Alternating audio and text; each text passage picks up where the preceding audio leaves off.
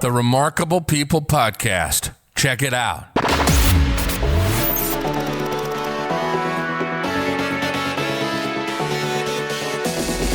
The Remarkable People Podcast. Listen, do, repeat. For life. Hello, friends. I'm David Pasqualone, and welcome to this week's remarkable episode of the Remarkable People Podcast, the Tom Bowman story. This week is unlike any other week. Normally, when you have a guest on, it's someone who, from the outside, your beliefs line up with. Tom and I have a lot of commonality in our background and a lot of differences. But what's beautiful is we're discussing climate change and finding the balance. What's really good for life? What's really good for humanity? What's really good for us all? And we look at our similarities and we look at our differences and we find a place where they mesh together. And you can too. So in this episode, Tom is sharing his life's journey. He's an author. He's a successful businessman. He has degrees in theology, as you're going to see. But most of all, he has a lot of life experiences that brought him to the place he is today. And as iron sharpeneth iron, so the man accountants of his friend. That's what the Bible says. So hopefully I can bring value to you. Hopefully Tom can bring value to you. And hopefully we can bring value to one another. So in this episode, we're going to talk about religion. We're going to talk about relationship. We're going to talk about wanderlust. We're going to talk about the climate change issue. Is it real? Is it fake? What can we do to be just stewards of this beautiful planet God gave us? And a whole bunch of other things. So Tom's a great guy. We can all learn from him. And I want you to enjoy this episode. So I'm David Pasqualone. This is the Remarkable People Podcast. If we can help you in any way, please let me know. And now enjoy the Tom Bowman story. Hey, Tom, how are you today, brother? Doing great. Doing great. How are you? Man, I'm fantastic. And I am looking forward to our episode. So I was just telling our listeners about you and about your credentials. And now we're getting into the good part, your story. So at this time, my friend, like our listeners know, the format of the show is past, present, future. So what we're going to do is going to go through your story. What made Tom, and what was your journey like? What were some of the things you had to face and overcome, achieve, but then share with us the practical steps of how you did it. And then we'll transition into where's Tom Bowman today and where are you going so we can help you get there. Sound good? Sounds very good. All right, man. Then go back. Where were you born? At what time? And what was the scene? No, I'm just kidding. Go back as far into your childhood as you want. Where'd you grow up? Where are you from? What was your family like? And let's start there. Sure. Well, my favorite thing to say is that I was literally born on an August night in a thunderstorm in 1956. Of course, I have no memory of the thunderstorm, and it's irrelevant. But the fact that it was 1956 is actually kind of significant, and I'll get to that in a second. I was born into a family. I'm a preacher's kid. I was born into a family in which every male child for 5 generations was an ordained Presbyterian minister until my 2 brothers and I came along. And so conversations about religion, spirituality, ancient Near Eastern history, the history of Christian theology, theological ethics, social issues, and all those things were dinner table conversation in our house. I was technically born in North Dakota, but I'm a California kid. My father was doing an internship there for 6 months, and I was born during that internship. And something else that I think is a defining feature it can only be a defining feature in my own story is that I was born with a really severe case of what's called strabismus. That's where your eyes don't point in the same direction.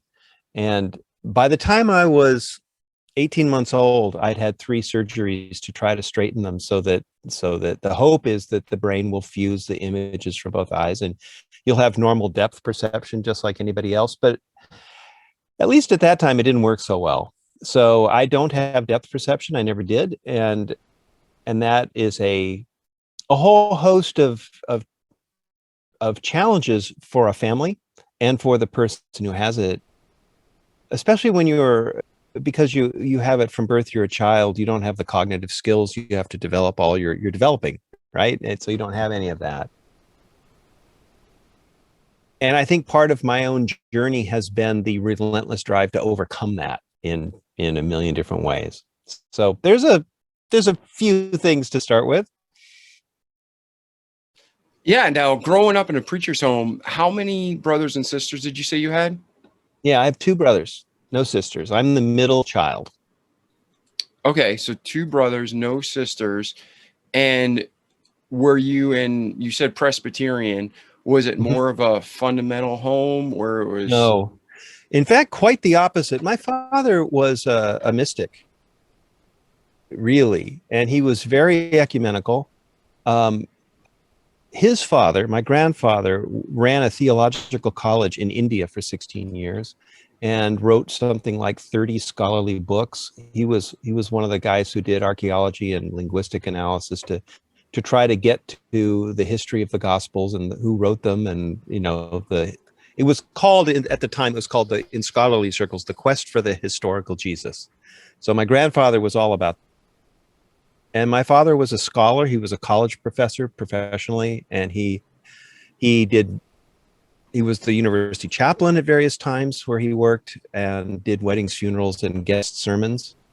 But he wasn't a church minister most of his life. But it defined his life, of course. That's not a profession it's not just a job you go to and come home from. Let's put it that way.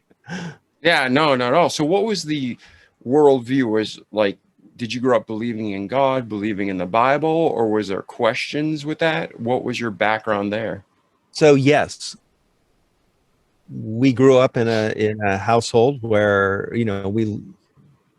like any Christian household, really, in a sense, but relentlessly questioning. And as kids, we ask questions all the time. What are the miracle stories? What really happened? And the kind of questions kids would ask. And my father introduced us to the story of Mahatma Gandhi in India, who was a major figure in India at the time that he was there growing up. And this was the time of the civil rights movement, the anti-Vietnam War movement. The 1960s was a time of real cultural change and questioning and upheaval. And my father was very open to it, and he was liberal enough that he felt friction between the establishment of the Presbyterian Church and his views all the time. So he introduced us to the writings of the Catholic mystic Thomas Merton when we were in high school, introduced us to the writings of Zen teachers and Buddhist teachers when we were in high school and college. And he was, as a college professor, it was a very small school, and he was sort of a one-man religion department. So he taught everything. He taught ancient languages, he taught world religions, he taught ethics, he taught philosophy. And so it was sort of a household of scholars and questioners. I think it would be a better way to describe it. So when you were growing up, did you have an everyday childhood? Was there anything like, wow, like this was really tough, or this is something that I learned to overcome because of our environment, or was it pretty much an ordinary childhood? Because growing up in a preacher's home, there's usually a lot of pressure on the kids. And I know a lot of my friends, they joke around, and they'd say I'm a PK, and I'm like, what's a PK? And they're like, most people say it's a preacher's kid. But my friend who's going to be a preacher, he said I was a plumber's kid. There's always jokes about the preacher's kids, and he wanted to be a preacher's kid. Most people don't want to be a preacher's kid. So what was it like? You don't. If you can avoid it, don't do it. But so my father was in seminary in Marin County, just north of San Francisco, when I was very small. And when I went into first grade, he got his first teaching job at a college in a small farming town in Michigan. And when I distinctly remember when we arrived in town and my parents were looking for a house, one of the other, I guess was the chairman of the religion department in that college, invited us, our family, to dinner. And he warned my dad, be careful.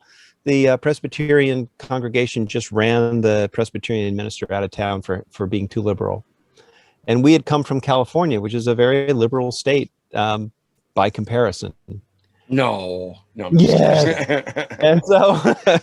and so there was a sense always that we were supposed to be the model family and that we were supposed to be on good behavior. And when the other side of that coin, though, is that when you grow up in a small town in that era, in the 60s, kids could roam anywhere. That's one of the best things about it, is that there was no sense that parents had to watch over you for your safety.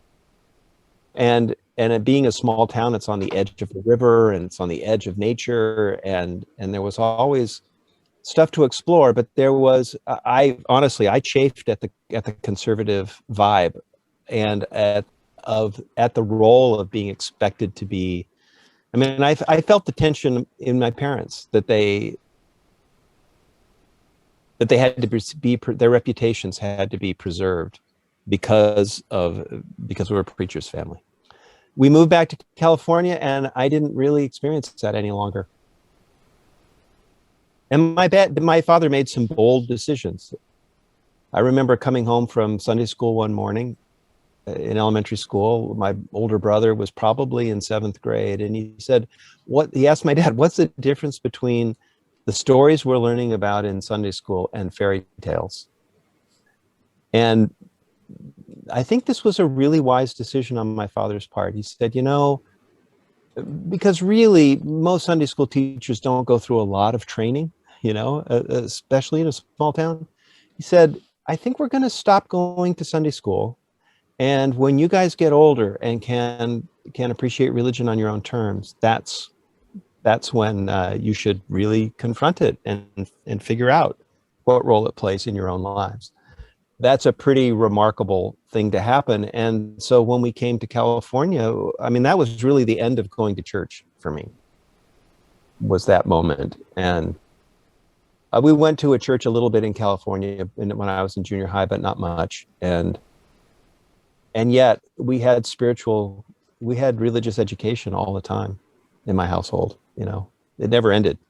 And I'm really glad it never ended. And in fact, I sort of confronted the family business at one point and got a master's degree in religious studies in social ethics at a time when I was living in a Buddhist meditation center in Los Angeles and doing Buddhist practice every day. So what I'm saying is that has been a formative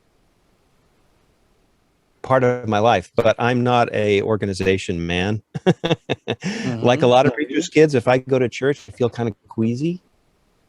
And saying things like the Nicene Creed, I can't help but question it. And so I can't say I believe it, that Jesus is the only incarnation of divinity in the world ever, just historically, analytically, at a time when the population of the entire world is about the same as the population of the United States today, and people lived in small communities that were isolated from one another, and their only transportation was donkey or walking, or in some places horseback. The idea that there is no access to spirituality outside of one location in the world doesn't make sense to me. So anyway, yeah, there's a lot. You can tell I'm a person who questions stuff. Yeah, and I mean, the Bible says to study to show thyself approved, a workman unto God, rightly dividing the word of truth. So asking questions and seeking and digging is a good thing. It's biblical. Yeah. Now, where was your mom during your upbringing? Because you haven't mentioned her at all. Was she in the home? Yes, she was. She grew up in a family where her father was a high school math teacher, but also the choir director for their church. And her mother taught organ and piano out of her house, and was also the organist for the church. So she grew up in that kind of a household too. And my parents met in college when they were both music And my mother was singing in churches as a soloist. That's how she got her scholarship, in fact, to go to college. So she was a homemaker until my brothers and I were finishing college, and then she went back to college to finish her degree. She had only been to college for 3 years when she married my father, and she became a psychotherapist as a career after her kids had grown up. So you guys, your mom, your dad, you and your brother, you're all surrounded, like you said, by theology and religion and questions. Mm-hmm. But where did you land on it now? Like when you read the Bible now as an adult, do you see it as the word of God, or do you still have questions? Really interesting question. And I'll be honest. So, well, that's what we want. No, it's a discussion, man. Yeah. So a couple of things to say. Number one, I don't read it, and I don't read other religious texts very much. I did in graduate school, but reading is really uncomfortable for me, just physiologically really uncomfortable for me. That's part of what I was born with. So, and so I read. Like I've read a ton of books about climate change. I've read a ton of papers, a ton of science, a ton of other stuff that I do in the course of my work. And of course, our work lives now are dominated by email. And so there's a lot of reading. And by the end of the day, I'm often just done with trying to physically track the text in a book. And I just don't do it anymore. And so I read when my professional reading level is low and I have capacity to do it, but I wear out. But that's not really the core of your question. I don't think your core of your question is what I think of it. And I am still a practitioner of Buddhist meditation, and I am still a spiritual seeker.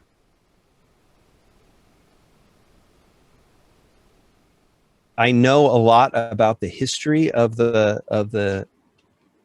writing of the Bible and the assembling of the Bible, and it is a people's.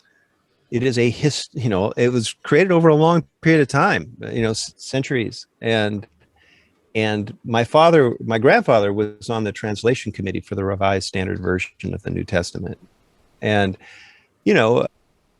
when you work with committees, you make compromises.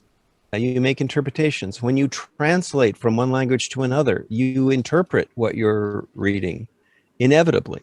When people write things down, they're interpreting their experiences or the experiences they heard about from others. And when you go from an oral tradition to a written tradition, there's even more interpretation. So I really see it in that context. All religious texts exist in those kinds of contexts. They are human attempts to capture and express something really profound that occurred. There are historical events there, and there are teachings there that are really important. But I don't take it literally. Okay. So from learning and seeing that and seeing on the other side, you said the American Standard Version. Which version was your dad working on? My grandfather. It was a Revised Standard Version. Revised Standard Version. Revised. It's the one that I grew up with. Yeah. Yeah. Yeah, and that's what's hard, because there's so many versions of the Bible, and God, the original Bible was written in Hebrew, Greek, Aramaic. So bringing it to these languages. All those languages. What? All of those languages. Yes. Yeah. It was written in those languages, and it was interpreted into others. And, so we have an English version, but then people make money, not God, not the right church, but people will change that version 50 times so they can make money off it. And the Bible actually warns about that. So was a Revised Standard Version, was that taken from the original Hebrew, Aramaic, and translated into English, or did they go English to English? I think they hired a bunch of scholars to do it who had ancient language, Ancient, so it's probably from the original text, you're thinking? Yeah. I mean, the King James was the dominant version at the time. And so the Revised Standard Version was meant to be more readable. And and somewhat less poetic, because King James is a highly poetic version. Yeah, I love it. That's what I use to this day. It slows me down because it is older English, and it helps me to really think and process through what I'm reading. So I'm a big King James fan, like in the sense of that version of the Bible, but not King James himself. But he was actually a terrible human from what I've read. But yeah, so that's interesting that your grandfather was actually part of that Revised Standard Edition. Yeah, and there was at the time, I mean, my grandfather's career was spent reviewing, the discoveries from biblical archaeology and from, all the digs in the Middle East to dig up ancient cities, and the Dead Sea Scrolls had been found in the course of his career, and the translations of those or the studies of those, which included other gospels that didn't make it into the Bible, and some early versions of gospels that informed some of the gospels that are in, that did make it to the Bible. I mean, the history that I understand, and I'm not an expert in it, but the history I understand is that Mark is probably the oldest of the gospels in terms of being written, and it's 300 to 500 years after the time of Jesus that it's written down. So there's already an oral tradition forming and people's interpretations forming. And then the Gospel of John apparently was written in the context of Greek philosophy to try to marry the two together and to express the gospel in a form that would make sense within the context of Greek philosophy. And so it's different. And to me, the amazing thing about something like the Bible is that it expresses the variety of human concern for religion, for spirituality, for these these ultimate questions, like where do we come from, who are we, where do we go, how do we live? And it's if you look at it that way, it's a really, I mean, to me, it's a really rich bunch of material. I confess to you, though, that being a preacher's kid gives me a certain discomfort with the whole enterprise of it. I grew up watching the hypocrisy of Sunday mornings when people who are snotty all week act pious on Sunday, and so and I really do appreciate that some people find genuine fellowship in a congregation, and that would be really meaningful. But I don't feel like I belong when I'm in those contexts. I don't know if that's personal. I know a lot of other people who feel the same way, who are deeply religious people, but feel that way about being in a congregation. I'm certainly one of them, but I don't begrudge anybody else having a completely different experience of it. I have a good friend who converted. He was raised in a Jewish household. He was a religion professor for a while, and he converted to Christianity. And to him, it is incredibly, I mean, he even considered going to seminary and going into the Episcopal priesthood. He didn't do it ultimately, and I think that he agrees it was not the right job for him, but the role for him. And he and I talk about it, and his experience of Christianity is and Christian institutions is so different from mine, and it's just as valid. It's great, but it wouldn't work for me.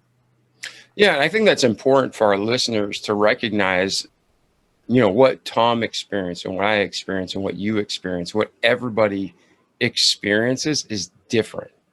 However, God doesn't change. God stays the same. It's man that screws everything up. So like you were saying on Sundays, Tom, you saw hypocrisy. That's not God's fault. That's our fault. And we need to be accountable for that. And that's, who did Jesus flip out on in the Bible constantly? Not the sinner. It was the hypocrite. It was the scribe, the Pharisee, the people trying to look good. So when we get disgruntled and upset with people like that today, it's righteous anger. I mean, we don't want to be angry and sin. It says be angry and sin not. But yeah, it's super, super sad to see where you should have that fellowship and you should have that purity within the church walls. And then you see those people like they're cussing people out and lying, stealing, cheating Monday through Saturday. And on Sunday, they're like acting all nice in a dress shirt. You know, that's just you want to slap them in the head in Christian love. There's that. And that's the nature of being a preacher's kid. I think that's the nature of being a preacher's kid in a small farm town. I think that's not uncommon. I mean, if you found a bunch of people who were raised in my circumstances, they might have very similar things to say. I don't know. But as kids, we would ask, well, who's God? What's God? And I remember my father, I did some reading of a theologian named Paul Tillich, who was very in fashion in the 70s, probably 60s and 70s. And he defined God as the ground of being, as that which allows being to come into existence. And in a sense, I mean, that's a very non-personal definition, right? It's almost like a scientific definition. And you can't argue with it. All of the interpretations of deity in all of the world's religions are I mean, the Old Testament even says it. You can't see the face of God, right? You can't do it. And that's part of the human condition. Our perceptions of reality are limited by our apparatus, our brains, our senses, our capacity, our attitudes, but even our ability to know. And so a great deal of humility is called for. And I remember having a conversation with my father, and I don't know if this will be challenging to your listeners or not, but I was working a lot on climate change issues. And then I just looked up estimates of global population, human population from, deep in the past, from the time that people started settling down and building communities and doing agriculture, which was about 14,000 years ago, until today. And you realize when you do that, like I said earlier, that communities that had different religious views were isolated from another. I mean, it was usually a day's walk or a day's journey to get from community to community. News traveled slowly, but there were trade routes. There was the Silk Route where people exchanged ideas and all of that. And today we live in a world of almost 8 billion people with internet and instant communication and constant communication and confrontation between people who have very different traditions all over the world, traditions of every kind. And I asked my dad one day when I was in graduate school, or it was after I was out of graduate school, I asked him, is there a thread in modern theological thinking that takes this into account and says that the way we talk about Christianity or Judaism or Hinduism or whatever it is conditioned, grows out of a tradition where we were isolated. And so we could be right and others could be wrong, or their views had, kind of had nothing to do with ours. And there's something kind of, let's say, tribalistic in that, right? Because you're a member of our community or you're not a member of our community. But when a world this crowded, does that still make sense? Because we're all people. We're all children of God, to use that expression. How do we live our religious lives in a context where it sort of doesn't make sense to me anymore that that we separate from others, that we build boundaries between ourselves and others? Does that make sense? Yes, absolutely. I had to unmute my mic, so I was listening. No, it makes sense. The thing is, with worldviews and with how we each grew up, like, for instance, like, do you believe the world is crowded now? Like, do you believe we live in a crowded world? Well, it's far more crowded than it's ever been by miles. Yes. Yeah, I mean, and even unsustainably. There has never been a human I mean, the first time there was 1 billion people in the world was about the year 1800. That's only 200 years ago, and now there's almost 8 billion.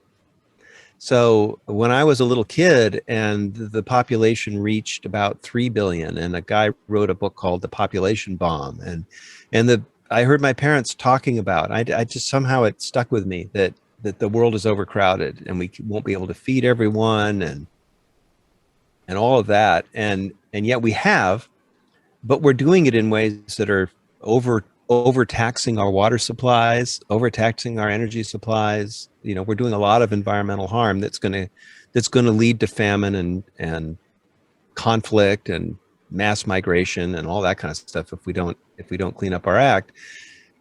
And it's because we live lifestyles that were based on that not having anywhere near this many people. And I did some work for scientists a number of years ago about infectious diseases. And here we are in a pandemic, right? That isn't over, the COVID-19 pandemic. And one of the things they say is that now people move around the world so quickly on airplanes, and they pass through these hubs where they're in an airport with people from everywhere else. Diseases can go everywhere in the world overnight, and they do, right? So that's another way of saying we're all in everything together now, like never before. And I think that needs to change our worldview. Yeah, and I think that's important. I mean, definitely technology's changed, and definitely the processing of information has changed. Like right now, we're in two different locations talking Right. real time with no hesitation. It's amazing, right? Exactly. And then when you get to the physical travel, there's jets that can take you across the continents, the ocean in 2-3 hours now. It's remarkable. Yeah. So we're definitely living in a different world, but the question is that just a natural process? And is it something that we need to be concerned about? So that's what I want to ask you. So you had a Christian worldview that was definitely liberal, and your parents, they gave you the ability to question things and to see different aspects of, Right. history and humanity and religion. How did that play into where you are today? So I think the big takeaways from that are several. One is that I have a real sense of calling about doing work that is in service to people. And the climate work is kind of what that's all about in my world. I have a real sense of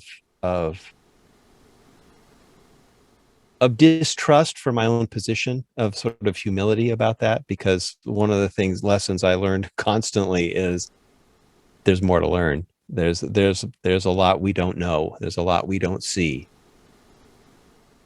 And the constant questioning, but a big part of my upbringing also was stories of India, and the fact that my grandfather had lived in India for 16 years. He lived in Japan for a year. He lived in Scotland for a year. He lived in the Philippines for a year before I ever met him, as a baby, as a child in California. And it sort of cemented in me a need to experience the world and other worldviews, and to always understand whatever worldview I have in the context that there are many worldviews that are equally valid.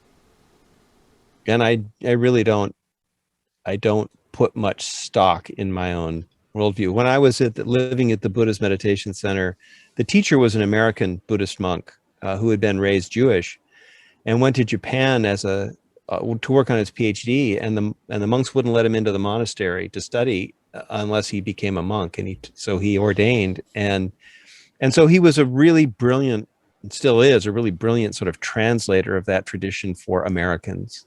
And there, I will never forget a group conversation at a retreat when a philosophy professor asked him, "Don't you have ideas?" And he said, "Of course I have ideas. I just don't believe any of them." And I think that's really brilliant. I think that's really profound, that everything that we hold to as ideas, as tenets, as concepts, as axioms, are provisional. And if you treat them that way, it's very liberating, and it allows, in my experience, it allows for connections with other people to be more easy, more genuine, more sort of person to person, and not filtered by whether we share the same ideology or not. I don't particularly care if I share the same ideology with someone, when I meet them. Now, let me ask you a question. We kind of skipped a little bit. I want to make sure we hit it. So you went from, 16, 18, 20 years within the home, and then we're getting into your life work where you're at now. Right. What happened between that phase? Like, what did your path look like? Yeah, so I went to a college that was an experimenting college called Johnston College. It's part of the University of Redlands in Southern California, it was a sort of a conservative Baptist liberal arts school. My father was one of the founding faculty at Johnston. And Johnston was a school that was experimenting with different models of education. And they were trying to teach people how to learn so that you'd be a lifelong student, essentially, in your life, which was really good. And the faculty and students ran the affairs of the college, with the exception of the financial stuff and the legal stuff, together. Everyone was on a first name basis. We had community meetings once a week. We had committees that you could join. Wednesdays were governance day. There were no grades. It was all narrative evaluation. So you wrote a self-evaluation of your performance in a class. You wrote an evaluation of the professor's work. The professor wrote an evaluation of you. And your file is your list of your transcript is your evaluations. You wrote contracts for the classes that you took that would negotiate what you were going to do. You wrote a contract for your major, your graduation contract, it's called, that was approved by a committee of faculty members and other students who had their graduation contracts on file. And you went through a contract review to be allowed to graduate. And what this did is it created a real entrepreneurial sense of, you take ownership of what you do. You couldn't check the boxes because there were no boxes to check, and it works for some people really well, and it doesn't work at all for other people. And it worked really well for me. So I got a degree from there in fine art. But I mentioned earlier that I had this vision, I'm sort of dyslexic. I don't have depth perception, and I can't read out loud with any reliability, because when I'm reading out loud, it just stops. The process just stops. So I was really struggling with, what can I do as a profession? It seemed like a lot of options were unavailable. Anything that involved a ton of reading wasn't going to work.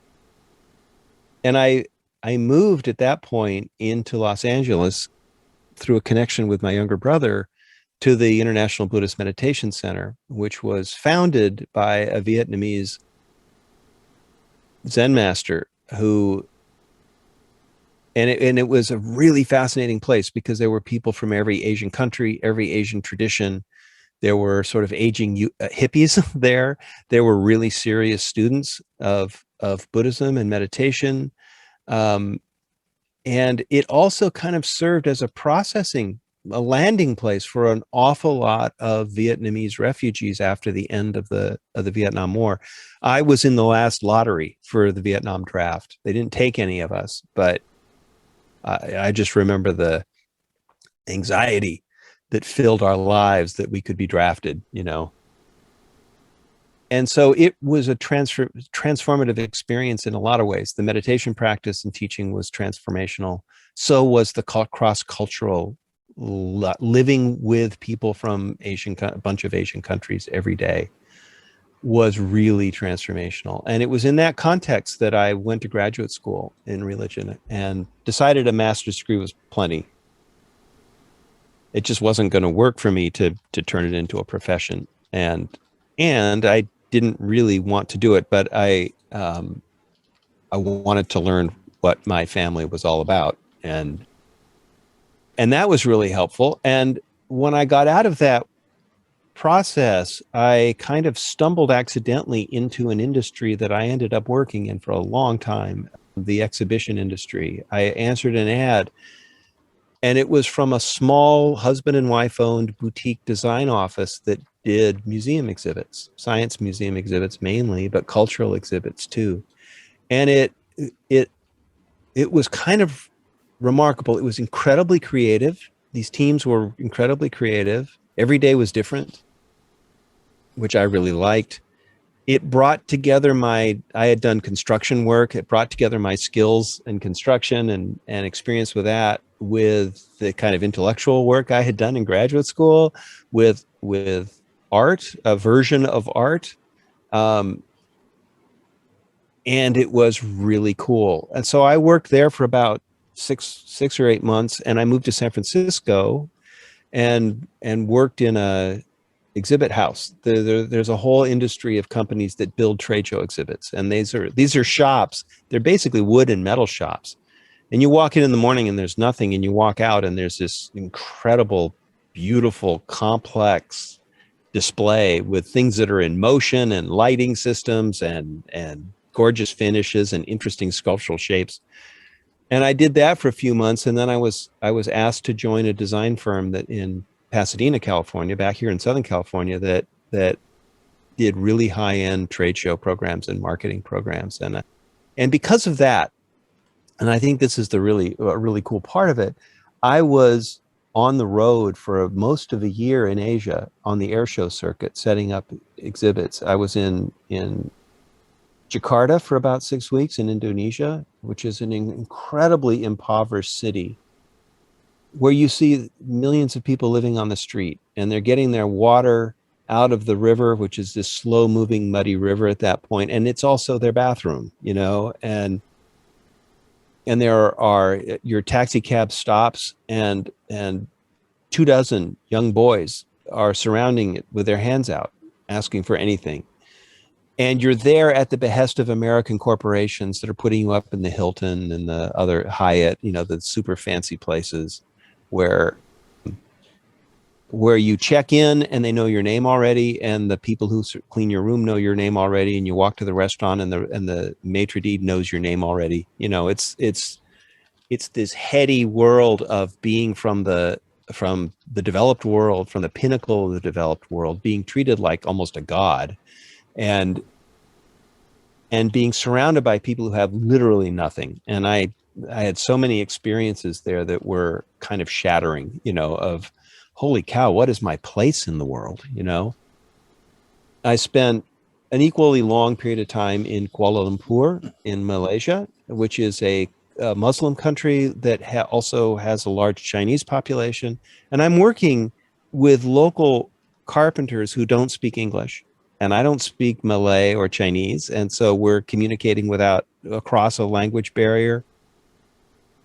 While I was there, the government executed 2 Australian tourists who had been caught with marijuana, and they were being executed for drug offense. So it was really strict. And for somebody who'd grown up in the United States, these were really different experiences. And then I was in Korea, in Seoul, where you walk to the sort of outdoor public market. And I mean, whenever I get to the city, I just walk the city. First thing I did was walk the city.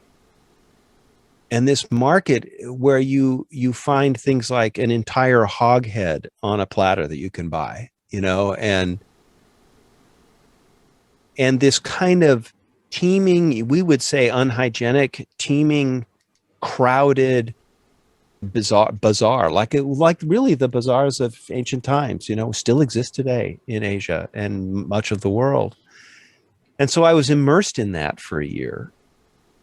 I spent 6 weeks that year with an American Buddhist monk friend traveling in Taiwan on a vacation, and we visited monasteries all over Taiwan and traveled and we were immersed in Taiwan culture for that whole time. So this was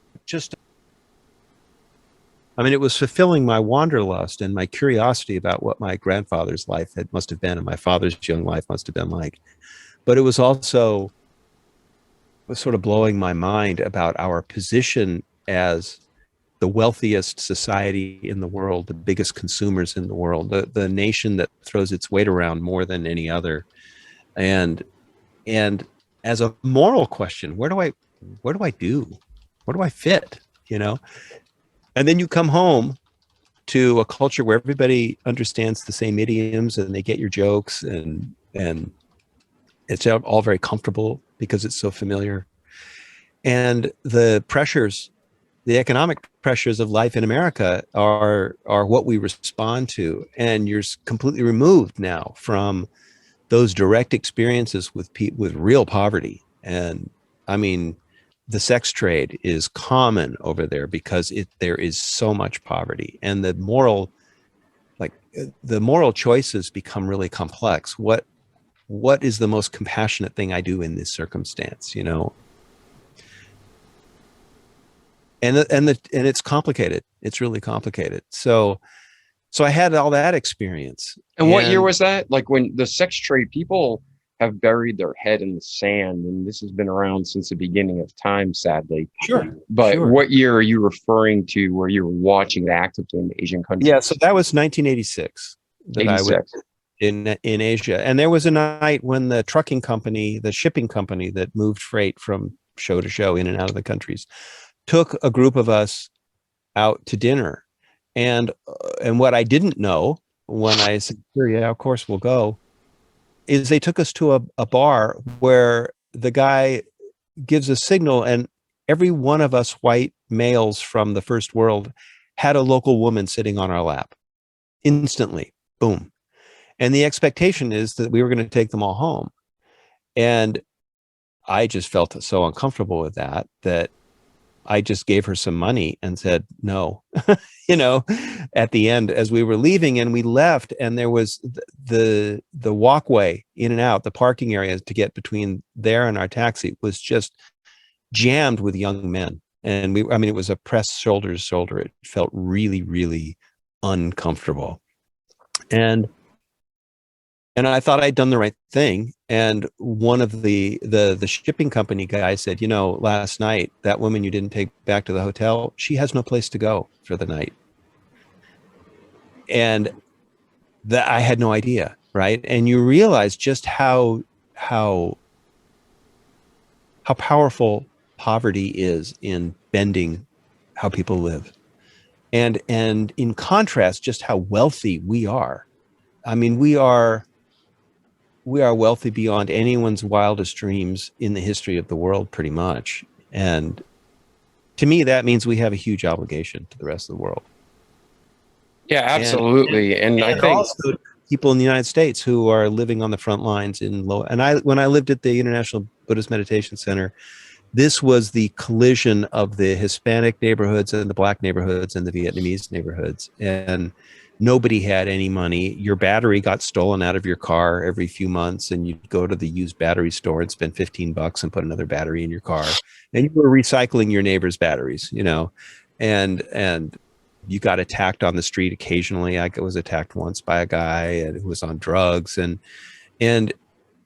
I realized, and in the summers in Los Angeles at that time, in the middle of the flatlands of Los Angeles, in those poor areas, it's hot, it's smoggy, it's relentless. Nobody has air conditioning. And you realize that most people have no way out. They can't earn their way out. They're not going to get jobs. They don't have the educations. They're stuck. And so it just raises the question, what is my place in this world? In a very, very direct way, right? And in a very in a way that doesn't fit neatly into any boxes I was raised with. It's just the reality you're in. Yeah, and a couple of quick things. Going back to the sex trade, I mean, I know you don't advocate the sex industry, and I don't advocate the sex industry for sure. But growing up in such a privileged society in America, we act and have the opinion that, oh, this doesn't really happen, or it only happens in really bad places.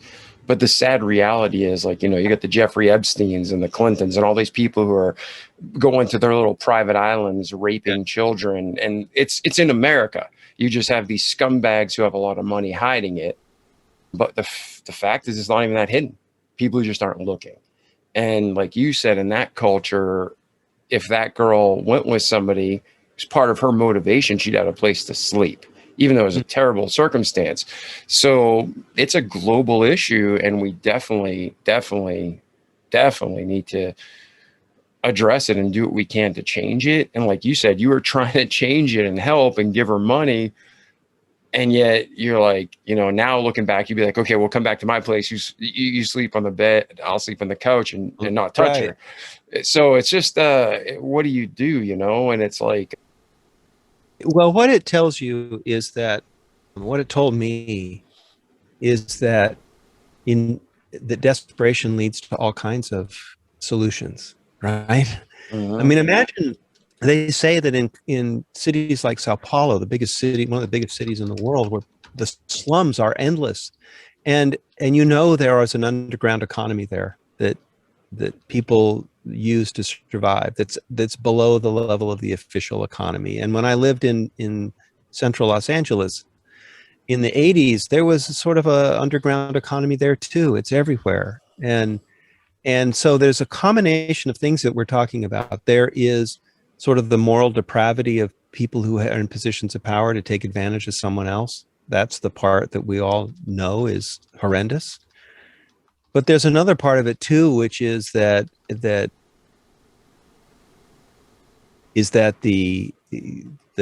drive to survive leads to all kinds of things that are not considered morally repugnant in that context by the people who live there and are doing it. I read some really wonderful novels by a guy named John Burdett, and the character in the novel is a sleuth. He's a cop who's solving murders and stuff in Thailand, in Bangkok, and he's Thai. His mother runs a bar. She's a prostitute, or a former prostitute.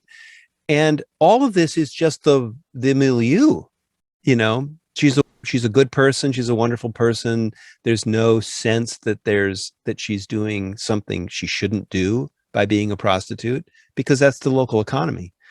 And the great thing about reading those books is that it has a way of sort of teaching us that our sort of dogmatic morality is really conditioned by where we sit in the world and the privilege that we have in this life that other people don't have. And when you don't have that privilege, then where you draw the lines between what's moral and immoral changes.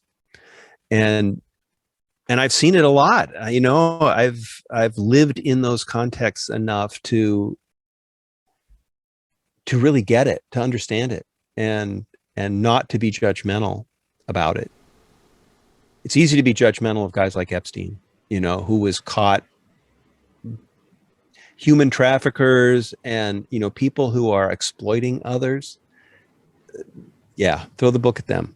But the people who are on the other side of it, who live in a world where this is the opportunity that you have, that's a whole different ball game. And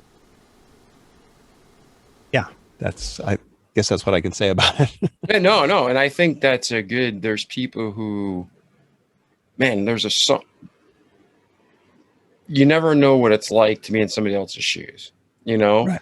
And there's people who are born on the street, or people who are born in a normal American home, and then they get into drugs, and then that brings them to a bad place. Or maybe they don't do anything wrong and they're kidnapped, or, I mean, like you said, different cultures, different economies.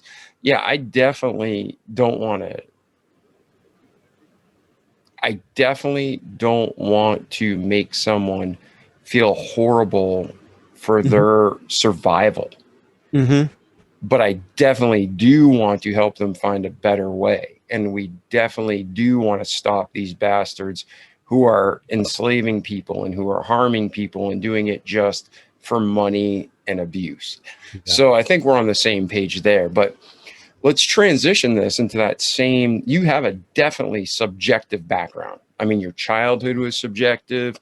You had a lot of flexibility in your thinking. Your college education was much different than the majority of the world, not just America. You had a subjective, you went to the Buddhist monastery. Mm-hmm. So you definitely have had exposure to different cultures and different theologies and different environments. And all of that has culminated into where you are today, where you chose climate change as your life's purpose. So explain to the audience what climate change is and what you believe and where you're going. Because I think we discussed before, I'm not even sure, like, I definitely personally believe in being a just steward of everything God's given us. And I believe in making sure that we do our best to take care of what we've been blessed with. But I think you and I might have different perspectives on it. So I definitely want to hear and understand what you believe and why, and share that with our audience. So what do you believe in regards to climate change, and where are you going? Well, let me start by turning something you said on its head. You said that I chose climate as my life's work now, and climate chose me. And I mean this in a really particular way.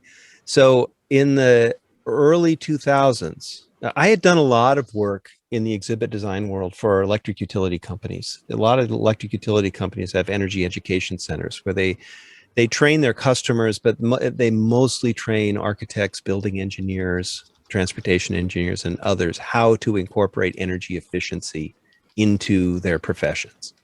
Because, you know, the energy we don't need is the cheapest new form of energy. So and in California, there are mandates for them to do it, but it happens in Chicago. I worked on one in Dayton, Ohio. They're all over the United States. So I knew a lot I had a background in telling technical and scientific kinds of stories through exhibits. And I was hired by the National Academy of Sciences, which is an honor society chartered by Abraham Lincoln, to advise the Congress and the White House on matters of science, engineering, and medicine that affect public policy. So Congress or the White House will ask the National Academies a question, and they assemble volunteers who are if you've done significant work, to be inducted into the National Academy of Sciences is a really, really big deal. And so they do independent work, and all those NRC reports, all those National Research Council reports on everything you can imagine. Whenever you hear about one of those, that's the National Academies that does them. So they wanted to do a science museum. And the first exhibit they wanted to open with was climate science back in 2003 and 2004, when no one had ever done that before. And so I learned climate science from some of the nation's most preeminent scholars of the ancient climate and climate modeling and recent observations and atmospheric chemistry and physics and biology. And I had a really, really brilliant mentor who was the science officer at the museum, who I was basically getting an independent in climate science from some of the best minds in the country. And that's a really rare thing. And who gets that, right? But I had to learn it in order to interpret it in an exhibit for the rest of us who aren't scientists. And so I read a climate textbook, and I read a bunch of papers and had long question answer sessions with them. And in the end, there are projections about where our climate is headed according to the climate models, and they looked pretty ridiculous and scary. And I remember asking him, the science officer, curator, what's your attitude about this? And because I had never confronted an exhibit topic that scared me before about the future. And my design partner and I talked about it a lot. And his answer was, well, thank goodness we have time to figure this out, because humanity isn't going to do anything so unwise as to utterly disrupt the climate system. Because the climate system is the one thing we all depend on. It's the rain patterns. It's the temperature patterns, the snowfall patterns, it's our productivity of our agriculture system. It's the biodiversity in our forests and swamplands and coastal wetlands that depend on those conditions persisting, and so forth. So I went back to my normal job, and this kind of hung around in the back of my mind, and I did other projects until 2006, when I was contacted by the Birch Aquarium, which is part of the Scripps Institution of Oceanography in San Diego, California. And it's another Earth system science research facility, and they have a public facing aquarium where they present kind of the results of the scientific work done by Scripps. And I was sitting, just imagine this scene.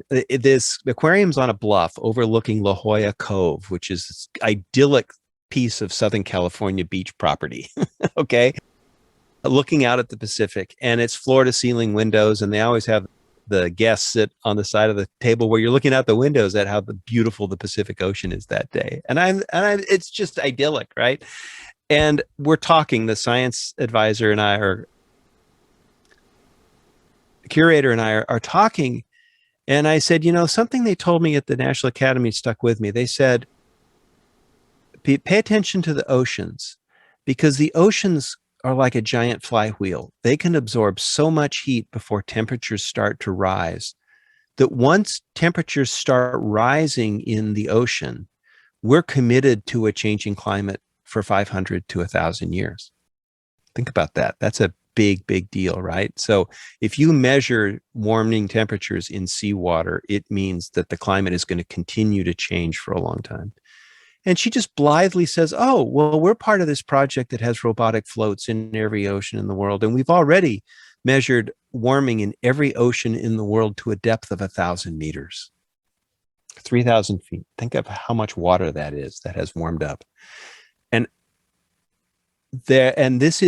I had a moment of genuine epiphany, which Webster defines as a sudden intuitive insight into reality of something. The hackles went up on the back of my neck. I could hardly breathe. It felt like there was a predator crawling up behind me. I literally turned around and looked at the wall because it felt so real. And that was a moment in which all of the suffering and the tragic implications of climate change sort of hit home all at once in an intuitive insight. And I realized just how far into this process we are, and just how big a task it is to change course and to put a stop to it for the sake of everyone and for the sake of every other species. And I was literally, it was a moment in which my professional role as a business owner, as a museum interpreter, as a communicator, all of it just felt like it was stripped away, and I was sort of naked and raw in this realization, right? And she said to me, by the way, my boss just came back to our office and she'd like to meet you now. And so I'm going to go meet the director of the aquarium, and I'm literally trembling. And I walked into her office, and anyone who's ever owned their own business knows that when you meet your new client, you want to be cool, right? It's not a problem. You got a challenge? It's not a problem. I'll give you advice. We'll work it out. We'll solve it. Nothing's a problem. I sat down across from her, and she talked a little bit, and then she looked at me and she says, she kind of quizzical look. She said, is there anything you want to ask me? I said, yeah. How do you cope with knowing what you know? And she said, oh. And we talked about the position of humanity in this, and the fact that other species populate and populate and populate and grow and grow and grow until they run out of resources, and then they starve to death. Their population shrinks. They disrupt their ecosystem. Or they get wiped out by disease, or something happens. And here we are looking at the possibility that could happen to us, but we have the mental capacity to choose not to do it. And the question is, can we choose not to do it? And I drove home that day, and I thought, can I please put this toothpaste back in the tube and go back to the life I was living yesterday before I had this insight? And of course, the answer is no, you can't. You can't unsee something like that. And so that started a new journey in which I ended up starting a consultancy, which I operate now, because there's so much work to do beyond exhibits. And I hired a friend to help me run my design agency, and I ultimately sold it to him, passed it on to him. So it continues, and I'm doing this because I was wearing way too many hats, and I was having acid reflux and, just too much pressure, right? Because I was working on climate projects, many of which were pro bono, some were not. And And you can't run a small business and be distracted doing something else at the same time. It's just not sustainable. So my old design company continues to flourish even after COVID. And I have been working with scientists and social scientists, and most recently with a really eclectic group of climate and climate justice leaders who are academics and activists and communicators and social scientists and business people and others on strategies to help the United States get its arms around, activate, mobilize our public to create the futures we want to see in our own communities, which is something really powerful, not in a top-down way, but in a way that brings people in a community together to choose the future they want together. And I just want to tell you one brief story to set aside any notion that I'm a political leftist in California and I have views that nobody else shares. There's a town in Greensburg called Greensburg, Kansas. Little farm town, 15,000 people. And one night in 2000, I think it was 2004, maybe it was 2007, the largest tornado measured in the United States destroyed the town. 95% of the buildings were destroyed.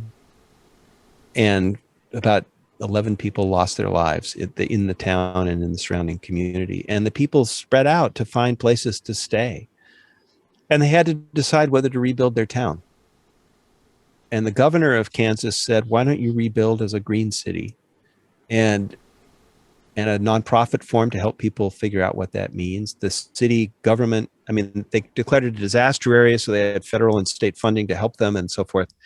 And all the city buildings are LEED certified, platinum LEED certified. John Deere built a LEED certified, which is a high ranking energy efficient building for their showroom, their tractor dealership, farm equipment dealership. And all the residents were encouraged to rebuild their homes in energy efficient ways, but they didn't have to. They could do what they wanted to. The city gets all of its power from wind through a wind farm development, and it's tied in with a Native American energy company called Native Energy that does renewable energy projects. And I was talking to one of the city leaders and I said, and they're known internationally as a model green city now. And I said, so how did you adopt these left coast liberal values? And he said, no, there's nothing left coast or liberal about it. We're farmers. We're stewards of the land. And taking care of where we live is it's in our blood. It's who we are as people. And you can label it any way you want to, but the motivation is genuine. And that's what I've really discovered, is that the motivation to have lives that are not dominated by air pollution and water pollution and economies that exploit us and degradation of our surroundings and high risk of fire and flood and other kinds of damage. People want to make choices that work for them in their context, that help them lead healthier, more robust, more resilient lives. And that's what this is really about. That's what climate action is really about. So let me ask you a couple of questions, if you don't mind. Please do. Yeah, my perspective is obviously from America, and I have a conservative worldview. Yes. And I grew up in that mindset, Yeah. So biblically, when I read my Bible, civilization, it even lines up with history, civilization recorded is like 6,000-7,000 years ago. And so what I'm seeing is civilization started 6,000-7,000 years ago that we have recorded. Every religion that's been out there, even if it's not biblically based, they always had this story of the great flood, what we'd call as Christians Noah's time. There was a great flood that wiped out the world. And I was always under the impression there was billions of people then, and then we kind of reset, start over. And now we're here, right around that 7 billion population. But I know just in my lifetime, it was like the world's going to freeze. Then the world's going to burn. then it's climate change. So it went from global freezing to global, heating to now climate change, because we don't know what's going on. So what are you seeing that's happening to our earth? Because I agree with like that city in Kansas. We should be just stewards. We should not litter. We should not pollute. We should be as clean and as recycling as we can, because that's just smart. That's just appreciating what God gave us. But what are you seeing in regards to like change? Like you mentioned the waters, and I want to ask you about that. So I've gone to Pensacola Beach, and it's chilly. And then 2 weeks later, it's like, oh, this is nice and warm now. I mean, it's a fast change because of the sun. But you made a comment earlier that the change will go down up to 3,000 feet and it'll last up to 500 years. Explain that. I don't understand it, and I'm sure our listeners don't either. Yeah. Okay. So you've actually raised a lot of things. The idea that the world was cooling was a misnomer in the press, but it got a lot of attention. The climate system is warming, and that's been measured reliably by satellites, by sensors, by temperature records all over the world. The Arctic's warming faster than the equator, but it's warming. And that doesn't mean we don't have cold winters, because weather from year to year is jagged. They're warm, cold, but the general trend is towards warming. So you asked about the oceans. The oceans are complicated. It's 3/4 of the Earth, and it goes down 30,000 feet in some places. That's a lot of water. And there are circulation patterns. The Gulf Stream is a pattern that moves from the tropics up the eastern side of the United States up to Greenland and Iceland, and then comes down and warms Europe, because there's this pattern of warm water that goes that way. Here into the Pacific, the water's chilly because the same pattern occurs. It goes up the coast of Asia, across the Arctic, and comes down the coast of the west coast of the United States. So our water is chillier. And there's turnover vertically in the ocean, right? So cold water sinks, warm water rises, and when currents come ashore, they lift cold water from deep. When they run into the coast, it kind of follows the continental shelf upward to the surface.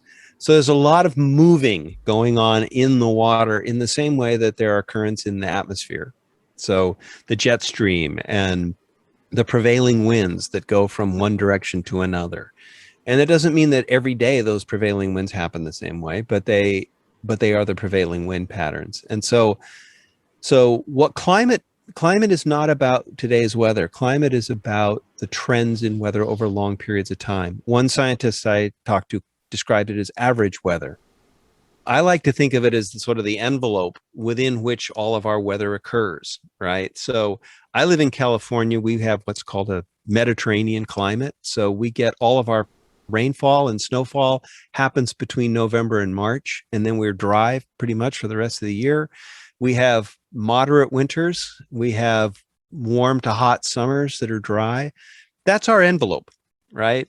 But it doesn't, and it's the changing of that envelope that is the changing of the climate. And we're starting to see it changing with all these year after year after year of horrendous wildfires here in the West. They're going on right now up in Oregon. Massive fires. Then the town of Paradise was burned to the ground by the campfire.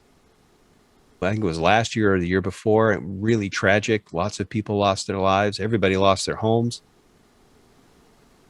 When the climate system gets warmer, there's really more energy in the system. And so storms can become stronger. Droughts can become deeper and longer. Heat waves can be more frequent and longer. The floods that happened in Europe this week it's a once in 100-year flood. Well, if it just by itself, it's a once in 100-year flood. If it starts occurring more frequently than once in 100 years or so, now we're starting to see a new pattern. And that's what the science says has been happening and is going to happen more. So that's sort of, I don't know if I answered your question, but that's sort of a back of the envelope definition of what's going on. And let me ask. Yeah, I mean, this really, because you and I, every human has value. And like you said, not everybody sees the same way. Right. But I want to make sure I understand you and be able to help where I can, and all of us make a better world. So one thing you just said, though, before I kind of summarize this, is you said there's more energy. Did you mean more intense energy? Because the law of thermodynamics says energy can be neither created or destroyed. So are you saying when there's heat, it's more intensified? It's more intensified. Okay. So the way it works is that the sun, our energy source is the sun, right? It warms the earth, but most of that heat radiates out into space. That's why night times are cold, right? And some things hold it in. Clouds hold it in. So that's why cloudy nights tend to be warmer than clear nights when it's chilly outside. Well, all the greenhouse gases, carbon dioxide, and the others, chlorofluorocarbons and some others, water vapor, they're called greenhouse gases because they absorb some of that heat that would otherwise escape into space. And so the more of those greenhouse gases we add to the atmosphere, the more that's in the atmosphere, the more heat gets kept in the atmosphere instead of radiating out into the blackness and coldness of space. So, and it's the greenhouse effect that keeps Earth warm enough for us to live on. You know, if it not for the atmosphere, we'd be on the moon, and it's either blazingly hot in the sun or utterly unlivably frigid in the shadows. And it's just, you cross the line from sunlight to shadow, and the temperature swings 400 degrees. Something like that, right? It's the atmosphere that keeps it within a range of temperatures that are livable for animals and plants and humans. So we're essentially, it's like a blanket, and the blanket gets thicker and thicker the more greenhouse gases are added to the atmosphere. So we're not creating any new energy. We're just not letting it go. We're just holding on to it in the same way a thermos bottle holds on to it, something like that. So the way that insulation keeps your house warmer in the winter. Yeah. Now, I know a lot of people, and you mentioned this before, like you said, at this rate, the population won't be able to sustain itself. So when I look at the world, there's places that are thickly, densely populated. Yes. And a migration, would stop that. But who's going to migrate right now, because it's status quo? What's India have on its own? 1 billion people? There's 1.6 billion people, something like that. 1.2. And China's 1 billion. That's right. It's just ridiculous. Just those two countries alone, how many people? Yeah. But I guess in my mind, I'm thinking, I think it was the movie The Kingsman, and there's been tons of books and tons of movies, but there's people out there who actually believe kill the people to save the planet. I don't buy into that, and I don't think that's biblical. Who chooses? Yeah. Yeah. And they, you have the elitists who say, let's thin the masses. And what's really interesting is, like with COVID, I personally,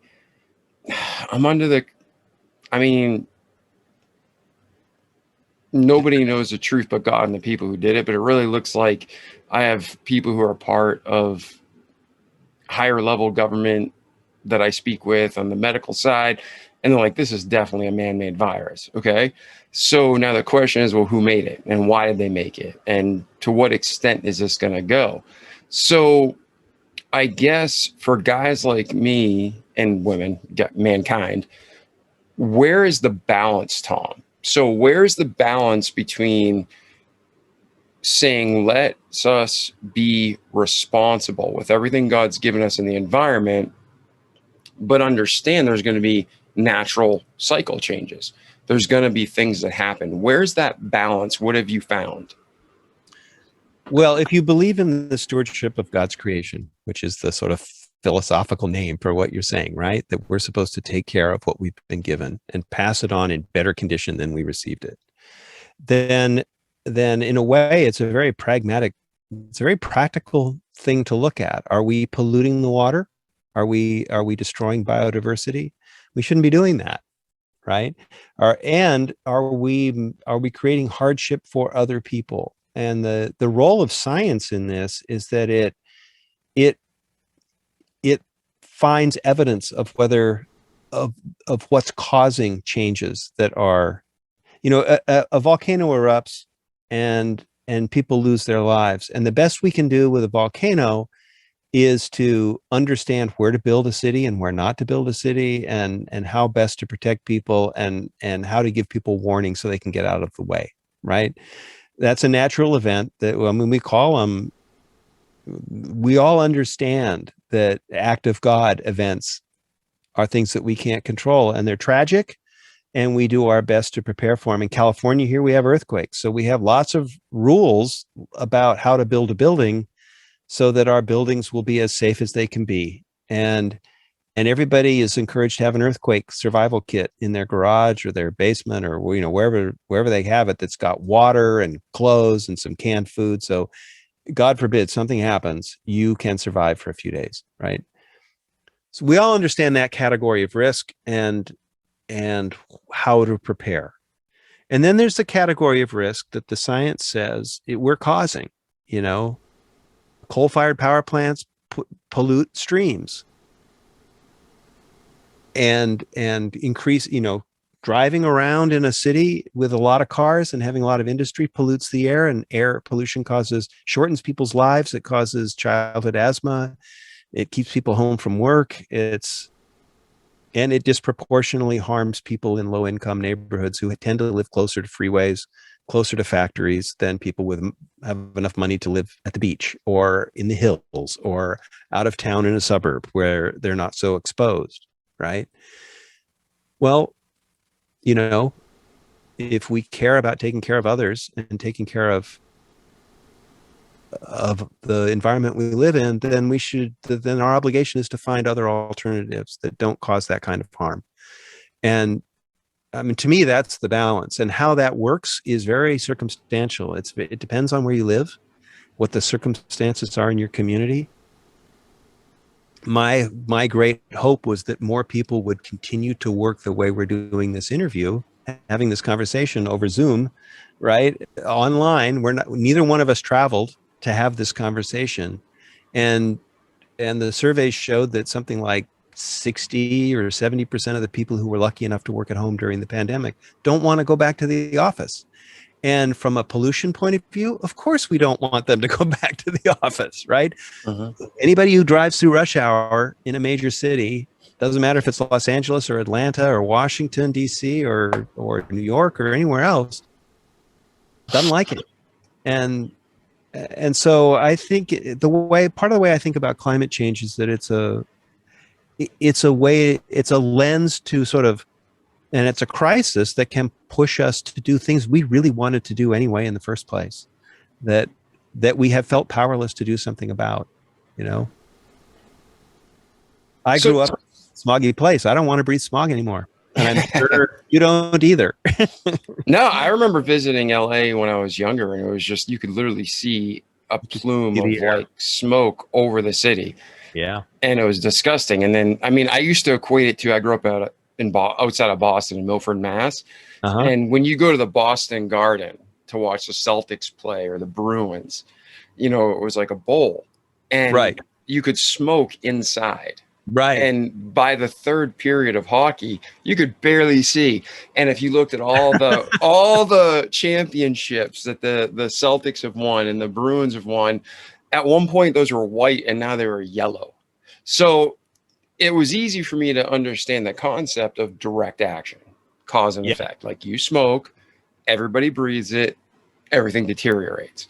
Right. And then I see LA at 6 years old. I'm like, dang, how the hell have people not fixed this? I mean, at 6 years old, I'm thinking this is disgusting, right? Now, LA is a great city, but I'm talking pollution. I know exactly. I grew up in it. I know what you're talking about. Yeah, yeah. And if people haven't experienced it, there's actually, and especially in foreign lands, foreign to America, you literally can't breathe right. I mean, you can't breathe right. There's no pollution controls. Even back in the 80s, it was horrendous in Asia. Yeah. So it's even worse in China. Yeah. Yeah. So, okay. So you and I agree with you on this, that it's like camping, the law of camping. It's everywhere you go, you make it better than when you started. Right. So you go there and you camp for the weekend, you have a great time, but you pick up and take home all your trash and maybe a couple pieces of somebody else's, you just make it a better place. So to me, that's life. We do what we can to make it better. You wrote a book that talks about how climate crisis is simple. Like fixing it is simple. So how do you propose we fix it? So it's much like what you just described with the rule of camping and the experience with smog, right? The point of the what if solving the climate crisis is simple is that we have learned about climate from scientists, and scientists study incredibly complicated systems, the atmosphere, the ocean, the way the minerals in the earth remove carbon dioxide from the air, the way the oceans absorb carbon dioxide from the air. So they are thinking about really, really complex, intertangled systems of life, the biosphere, the polar ice caps, that's called the cryosphere, the atmosphere, the oceans, the land. And learning about it from them has created an impression, I think, among most people that climate is so complicated it's almost impossible to understand. And it's also created the impression that in order to do something about it, it's so complicated that only technical elite leaders can figure it out. And we have a great deal of distrust for technical elite leaders in our country right now. Also, it makes you and me feel powerless, right? We feel small, and we're talking about global warming, global climate change. That's huge. I'm small. And let's say I wanted to pick out a piece of it. I wanted to pick, let's say, food. I want to do something to make food more sustainable. Right. So there's this Gordian knot of interacting systems. And if I start pulling on the food thread, pretty soon I'm dealing with fertilizers and herbicides that are made out of fossil fuels, the same fuels that are causing climate change. And I'm dealing with global finance and global markets and global transportation of food and distribution of food and water systems for my crops and labor systems that depend on migrant workers and the whole immigration border debate. And now it's this huge Gordian knot of issues that I don't think I can solve, right? What if we take that premise that this is about complex systems and set it aside for a minute? What do we see? I had a painting teacher in college, and I was working on a painting, and everything I tried seemed to make it worse. I just could not make it. I couldn't fix it. And he said, I'm going to tell you what to do. Hang it upside down and go home. Because when you come back tomorrow and you see it upside down with fresh eyes, you'll know exactly what's wrong with it and you'll know how to fix it. And so the sort of central image in the book is, let's hang the climate system, our picture of the climate system, upside down. What do we see? Well, what we see is there's only one thing we need to do. Stop burning fossil fuels, do it well before mid-century, and absolutely positively do not fail. When you define it that way, it means that every organization, every business, every community, every household, every hospital, every school system has access to figuring out ways to reduce their carbon footprint. And I did it in my little business. We were a $3 million company with 12 employees in a 2,000-foot building. And we reduced our emissions by 2/3 in 15 months, and we saved money doing it. Doing the most boringly simple things. So, and I'd be happy to tell you about that. The point is that now it's accessible to you and to me, and we don't have to feel powerless, and our collective impact can be huge, and we can help make decisions in our own communities and in our own businesses that are better for everybody. And when you do that, and I have firsthand experience with this as a business owner, when you do that, you improve the quality of people's lives. They find meaning in their work that they never had before, and they're inspired by it, and they take a sense of ownership in it because they feel newly empowered. And I think that's our mission.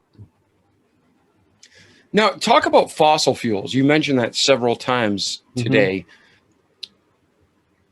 I believe that the companies that, supply oil, it's a trillions and trillions of dollars. Yes, it is. Industry. Yes, it is. You want to know the truth, you go to God. But in man, you want to know the truth, you follow the money.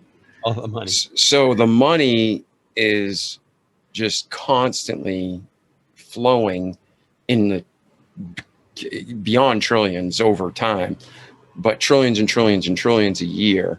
Yes. But how do fossil fuels, like there are other alternative energy sources, we can be more responsible with what we do, how we shop? I get all that. But again, there's always that life balance we need to find, because if you go too far either direction, what's the opposite of crazy? It's crazy. Balance is in the middle. So first off, how do fossil fuels help our listeners understand how does that affect the environment negatively? And then where's the balance of what can we do each day to help it? Okay. Those are really good questions. So fossil fuels are coal, oil, and natural gas. And we call them fossil fuels because we dig them up out of the ground like fossils. Hence the name. So coal, oil, and natural gas emit, and one of the byproducts of burning them is carbon dioxide, but there are other pollutants too, sulfur dioxide, nitrates, other nasty stuff, mercury in a lot of the coal. And those all escape into the environment when we burn fossil fuels. Soot. So if you're ever behind a car that's smoky because its muffler system isn't working very well, it's burning oil, you know what that looks like. If you're behind a truck, all those little tiny particles in diesel emissions get into your organs. They get through your lungs. They even get into your brain, and they can cause serious health damage. So there are direct health consequences. But those gases, those other gases, including carbon dioxide, are greenhouse gases. Those are the gases that absorb some of the heat that should be radiating into space, and they warm the atmosphere, which warms the whole climate system. So it's like putting on a thicker and thicker and thicker blanket on your bed when you're already too hot. That's how things get out of balance. So now a car driving around doesn't emit that much, but billions of cars driving around, that's a lot, right? And then you and I don't pay for the full cost of using oil or gas or coal when we pay our electric bill or we gas up our car or truck at the gas station, because we invest taxpayer dollars in the military to keep the supply lines for oil reliable. We pay the costs in our health insurance for all of the negative health impacts of those things. And so we don't necessarily experience the full cost of gasoline, diesel, coal-fired electricity, natural gas when we pay for those things, because some of the costs are spread out into other parts of our lives, but we're still paying for them.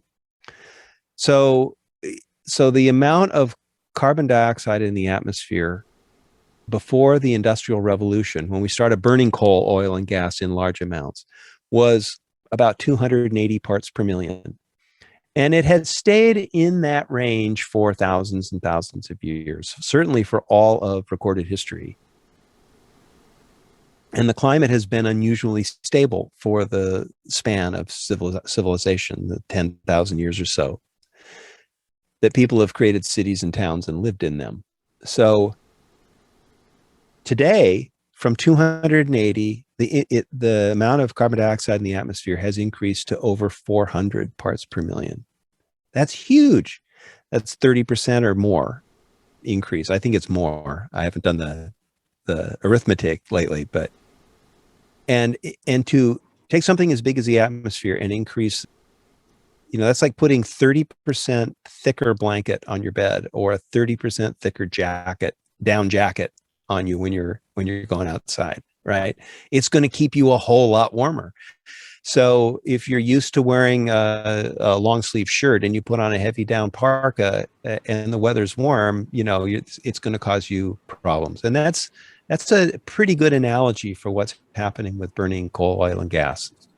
So what can we do about it? Well, we need to stop burning them. We need to leave them in the ground. And the other big factor is that, yes, the Earth system will remove greenhouse gases from the atmosphere, but it does it very, very slowly. It does it at a rate that kept the level at 280 parts per million for thousands and thousands of years. And so it will take millennia for this amount to come back down if we rely on natural sources to do it. So what do we do? The best thing we can do is not put any more in there. And that means for transportation, it means simple things like doing less driving, by having more online meetings, by working from home more, by ganging up our trips so we go on one trip to do 5 errands instead of 5 different trips to do those 5 errands. It means getting the most energy efficient car that works for you. And I'm not here to take anybody's pickup truck away from them. If you live in a rural community, up a dirt road, if you haul lumber supplies around and other things in a truck all the time, you probably need a truck. But I live in a city where people drive trucks and SUVs all the time, and they're polished. They never get dirty. They don't ever get used as trucks, right? They're designer just trucks, designer trucks. Yeah, exactly. Or just, F-150s that have never seen a dirt road in their entire life or carried a used refrigerator around. And the question is, do you need that? Well, you can get an electric car, and they're proliferating like crazy. Ford just announced that they're going to release a all-electric F-150 that has better torque, better acceleration, better towing capacity, lower maintenance costs than a gasoline-powered F-150, right? And the big secret, the secret advantage of electric vehicles that most people don't know unless they try them, is that if you plug it in at your house, it's always full when you get it in the morning. And you never have to stop at a gas station. You never have to have an oil change. You never have to take it in for service. And so your cost to operate is really low compared to a gas car. So anyway, that's transportation. For our energy supply, the more solar and wind we invest in, the less we need to build out, use fossil fuels. The more energy efficient we make our homes and buildings and appliances, the less energy we need in the first place, right? And so those are the big strategies, and it's part of the infrastructure proposal that Biden proposed, is to employ people to make offices and homes and hospitals and schools better insulated, cooler roofs, plant trees around them so that they'll be naturally shaded if you live in a hot place, so you don't need as much air conditioning.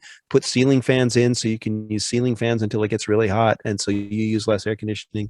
Changing lighting systems to LED.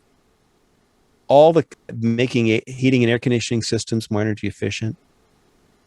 Changing out our refrigerators and electronics and anything we buy to an Energy Star rated one, because those are by far the most energy efficient models of all the things that we use. So there's all these things that you and I can do in our personal lives, that our places we work can do, that our communities and states can do, that the federal government can encourage, that will reduce the amount of energy we need. Let's say the potential is probably we could reduce America's energy demand by a quarter to a third. But any business or household can reduce it by more than half. I reduced mine by 2/3, and nobody could tell the difference. And I had it measured by a measurement company because I wanted to know if it was really legit. And what are some of those daily steps, like, so our listeners can take it within their home? Because again, I believe in balance. So I'm not going to go as far as the government right now, like the things they're saying. And, I just have such a hard time, because you and I both know somebody's profiting whichever way they implement, right? So that's but that's pretty cynical. But it's true. I mean, say it's cynical. I remember Heinz Kerry, when John Kerry's running for office, and he's on the stage and he's saying, "No war, no war, no war." And I'm like working for the defense industry and looking at how him and his wife benefit from war and these military companies. So I trust these politicians as far as I can throw them. Okay. And like the Nancy Pelosi's, they're profiting grossly from the problems they're causing. So that's why I have a problem. I don't care if you're Democrat or Republican. these guys and ladies are mostly corrupt idiots. So right now, for our listeners, how can we, me, you, all the listeners, take direct steps in our everyday life to make a difference? Okay. If you have a retirement plan of any kind or investments of any kind, if you're fortunate enough to have that, tell whoever manages it for you that you don't want any of your money in fossil fuel investments. I told our financial planner that, and she said, okay, I can guarantee that the top 50 investments in any mutual fund that you have does not have fossil fuels in it. Beyond that, they get so micro that you can't see it. So, okay, good. Did what I could do. Think about if your refrigerator is more than 10 years old. Well, let's do the easy stuff, the almost free stuff. Go to your local home improvement store and replace every light bulb in your house or workplace with LEDs, because they use a tiny fraction of the electricity that an incandescent bulb uses, and they've made them so good now you can't tell the difference. Yeah, they're brighter. They're brighter and better. They're better. And I know a guy who owns a machine shop, and he replaced his fluorescent tubes with LEDs that are in the same shape. So you just plug them in. He said, man, the lighting is so good. Why didn't I do this years ago? Right. Then go get some of those power strips that will shut off this with the 6 plugs in it, and plug in your TV into it, your entertainment system into it, your computers into it, anything because 10% of your electricity is going to operate things that you've turned off, but they're still using electricity when they're turned off. So those power strips will save you 10% of your electricity use. And then start thinking about your bigger investments, things like your car. What are you driving? How much do you drive it? Do you need to drive it? And think about maximizing the quality of your life when you make this decision, right? Can I work from home? Do I prefer working from home, or do I want to go to the office? Okay. That's a choice you can make yourself. And when you drive, think about getting the most energy efficient vehicle you can. Electric, if you can do it.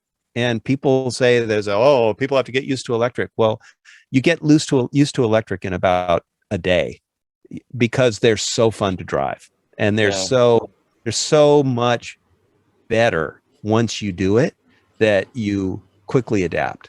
Yeah, I don't have one friend with a Tesla that doesn't love it. I mean, they're great. But Tesla isn't the only electric car now. And no, I'm just saying it's getting better and better. Yeah, they were the Pathfinder, and I have one and I love it. And I just drove it to Santa Cruz from Los Angeles and back over the weekend, and it worked out just great. So they're practical now. And I would say, and this gets into politics, well, social scientists will say the most important thing we can do about climate change is we can start talking about it with our friends and family and coworkers, because there's sort of a taboo against bringing it up. It's become so politicized as an issue that people don't want to talk about it. But if you do something productive, if you buy LED lights, tell people that you did it. I mean, what we can do is create a social milieu that says, hey, I did this, what did you do? And we feel reinforced and supported for taking actions that take care of our environment better and make our neighbors healthier and our kids healthier. So, I mean, follow that motivation as your logic. I had a slogan in my company when we were decarbonizing. I didn't know what to do. And the slogan was, make every decision a green decision. In other words, we're going to make decisions every day about things to buy, ways to manage our work, where people are going to spend their day, how we're going to visit our suppliers. And when we said, what are our choices? I'm going to tell you 2 quick stories. Our copier lease expired, and I could have bought the copier cheap, but it was out of date. It wasn't that great. And so I told the staff, go find a machine that does everything you want it to do, and then get the energy efficiency ratings, because we'll buy the most energy efficient one that does everything you want it to do, right? That's called making every decision a green decision. I didn't tell them they couldn't have a copier. I told them to get the one that that's most energy efficient when they go get a copier that does what they want. And it was so good that we shut all our other machines off, and we stopped using as much ink and paper, and there were a lot of other side benefits. And then it causes you to discover that you're living with things that look ridiculous in hindsight. And I mean, this makes me look like a really stupid business owner, so I'll tell you the story. We didn't build exhibits. We designed them, and then shops that build exhibits built our exhibits for us. And there was a shop halfway between Los Angeles and Palm Springs, so 60 miles from our office. And I had 2 employees who started in Long Beach, but they moved to Palm Springs. They would commute 120 miles every day to come to work, which was exhausting, right? That's hard to think about, let alone do. I get tired of thinking about that. Oh, they're super commuters in various cities. It's crazy lifestyle. And then people would come to the office, and then you had a meeting with the builder 60 miles away, and you drive 60 miles there, and then you drive 60 miles back. And then everybody stayed late to catch up on their work before they drove 60 or 120 miles home. I mean, it was awful, but we lived with it because everybody lived with it, right? We thought that was normal. So once I said, let's make every decision a green decision, I said, let's try an experiment. You guys who work in Palm Springs can only come to the office once a week unless there's an urgent need to come. So you guys work from home 4 days a week. And when we visit the shop, we're going to schedule the meetings, unless there's an emergency, at the beginning of the day or the end of the day. So you go there on your way to work, or you go on your way home. That's the first part of your day, or it's your last task of the day, so that you don't do double driving. And it took about a month for people to get used to this. And then nobody ever wanted to change because they were less stressed. They were less tired. They were happier. There was more humor in the office. People felt like their lives had been improved. And we never would have thought about it. It never would have occurred to me to make that change if we hadn't set energy efficiency as a priority. And we reduced our driving by, it's not measured. It's measured informally, but we cut down commuting by half, something like that, and those kind of business. I know that because I paid people's mileage for using their personal vehicles, and that dropped in half right away, which means there was half of less stress, less, didn't matter to me too much money-wise as a employer, but their cars last longer, and they're happier, and they're not so tired, they're not so stressed. All that kind of surprising stuff is available to us if we set energy efficiency as a goal as we live the lifestyles we want to live. And it really, just like you said, it broke down to putting some thought into what are we doing, and is there a better way? Can we reorganize our schedule? Can we redo our lifestyle just to be more responsible? Right. And nobody sacrificed. That's the thing. People were happier. Our office, we cut our electricity use in half. Nobody could tell. Nobody was uncomfortable. We had plenty of light. We had the temperatures were comfortable. So all this is telling me is that we waste an enormous amount of energy, and we pay for it, but we don't see it. We're just not used to seeing it. Well, that's awesome, Tom. So let me ask you, I got 2 questions for you left. If you got the time, you got a couple more minutes? Yeah, you All bet. right. So the first thing is, from your birth through today, is there anything else we missed that you want to talk about or address? I am a person who likes the unexpected. I'm an athlete. I'm an adventurer. I started a design business, of all things, right? Where you have to sell projects. You don't invent something and then sell 1 million of them year after year after year. You have to create everything you do. And that suits my personality really well. It doesn't suit everybody's personality by any means.